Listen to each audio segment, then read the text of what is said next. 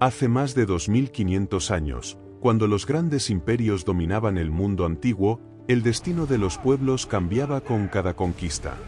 Ciudades eran destruidas, templos saqueados y naciones enteras llevadas al exilio. En ese escenario turbulento, la historia del pueblo judío parecía haber llegado a uno de sus momentos más oscuros. En el año 586 a.C., Jerusalén había sido devastada por el poderoso imperio babilónico. El templo de Salomón, centro espiritual del pueblo judío, fue destruido.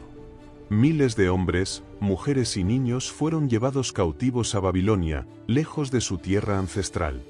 Durante décadas vivieron en un exilio forzado, preguntándose si algún día volverían a ver las colinas de Judá y las murallas de Jerusalén. Pero la historia estaba a punto de cambiar de forma inesperada. En el año 539 a.C., un nuevo poder emergía en el horizonte del mundo antiguo, el Imperio Persa. Su líder era un rey llamado Ciro el Grande, gobernante de Persia y fundador de uno de los imperios más vastos de la antigüedad. Cuando sus ejércitos entraron en Babilonia, el mundo esperaba otra conquista brutal, otra dominación impuesta por la fuerza. Sin embargo, Ciro gobernaba de una manera diferente. En lugar de oprimir a los pueblos conquistados, permitió que muchas naciones recuperaran sus tradiciones y religiones.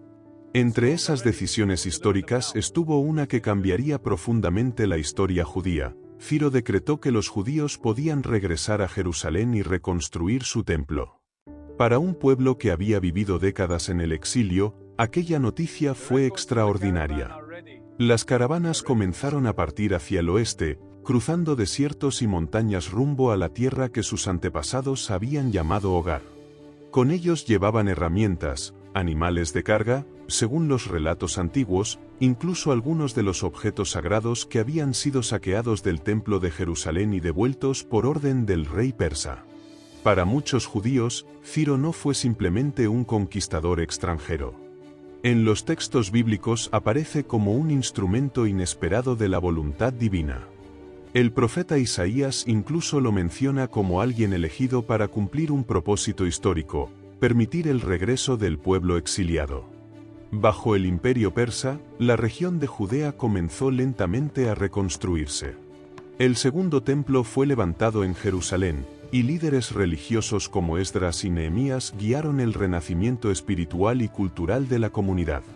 Sin embargo, no todos los judíos regresaron a Jerusalén. Muchos permanecieron dentro del vasto imperio persa, donde surgieron importantes comunidades judías en ciudades y provincias lejanas. Durante siglos, Persia se convirtió en uno de los lugares donde la vida judía pudo continuar con relativa estabilidad. Otro episodio significativo de esa época aparece en la tradición bíblica, la historia de Esther. Según el relato del libro de Esther, una joven judía se convirtió en reina dentro de la corte persa. En ese tiempo, un poderoso funcionario llamado Amán planeó exterminar al pueblo judío del imperio. Pero Esther, arriesgando su vida, reveló el complot ante el rey y logró detener la amenaza. El pueblo judío fue salvado, y ese acontecimiento se recuerda hasta hoy en la festividad de Purim. Historias como estas reforzaron la idea de que Persia había sido, en momentos decisivos, un refugio y un protector inesperado para el pueblo judío. Los siglos pasaron. Imperios surgieron y desaparecieron. Griegos, romanos, árabes y mongoles dominaron diferentes regiones del antiguo imperio persa. Aún así, comunidades judías continuaron viviendo en Persia durante más de 2000 años. En ciudades como Isfahán, Siraj y Hamadán, generaciones de judíos mantuvieron sus tradiciones mientras convivían con otras culturas. Incluso en tiempos más recientes, las relaciones entre Persia, ya conocida como Irán, y el Estado moderno de Israel tuvieron momentos de cooperación. Durante gran parte del siglo XX, especialmente entre las décadas de 1950 y 1970, Irán e Israel mantuvieron relaciones diplomáticas y estratégicas. Ambos países compartían intereses regionales y colaboraron en proyectos económicos, agrícolas y tecnológicos. Para muchos observadores internacionales, aquella alianza era una continuación inesperada de una historia antigua de conexiones entre ambos pueblos. Sin embargo, el curso de la historia volvió a cambiar. En 1979, la Revolución Islámica transformó profundamente el sistema político de Irán.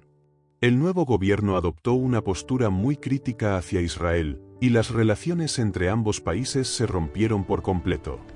Aquella cooperación que había existido durante décadas desapareció casi de inmediato. Aún así, dentro de Irán continuó existiendo una pequeña comunidad judía, descendiente de aquellas antiguas poblaciones que habían vivido allí desde los tiempos del Imperio Persa. Mirando hacia atrás a través de los siglos, la relación entre Persia y el pueblo judío revela una historia llena de giros inesperados. Hubo momentos de protección, refugio y cooperación. Hubo épocas de convivencia cultural y también periodos de cambio y tensión. Pero en las páginas antiguas de la historia permanece el recuerdo de una decisión extraordinaria tomada hace más de 2 milenios, cuando un rey persa permitió que un pueblo exiliado regresara a su tierra y reconstruyera su templo. En un mundo donde los imperios solían gobernar con hierro y fuego, aquel acto de tolerancia dejó una huella duradera. Una alianza olvidada. Un gesto que cambió el destino de una nación. Y una historia que aún resuena en los ecos del pasado.